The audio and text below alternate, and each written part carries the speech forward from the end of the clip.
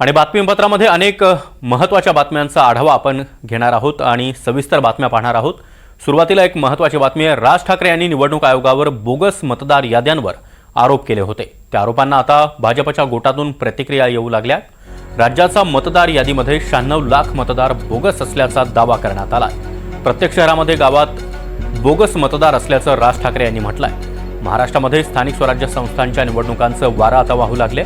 त्या दृष्टीनं राजकीय घडामोडींना देखील आता वेग आला। त्यावर राज ठाकरेंनी एक तरी पुरावा द्यायला हवा असं भाजपचे मुख्य प्रवक्ते केशव उपाध्ये यांनी म्हटलंय।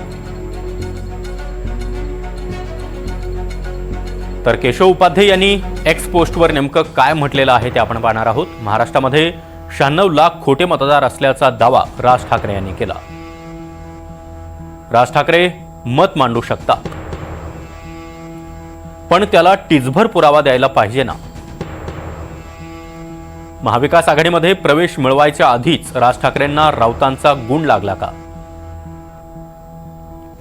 पण त्याला टिचभर पुरावा द्यायला पाहिजे अशा शब्दांमध्ये केशव उपाध्ये यांनी राज ठाकरे यांना टोला लगावला।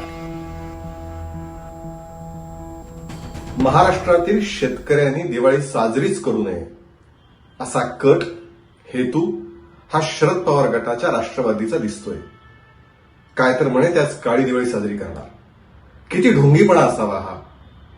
खरं म्हणजे ज्यांच्या कृषी मंत्री पदाच्या कार्यकाळात शरद पवार कृषी मंत्री असताना या महाराष्ट्रात सर्वाधिक शेतकऱ्यांच्या आत्महत्या झाल्या, तेव्हा काळी दिवाळी साजरी करू वाटली नाही।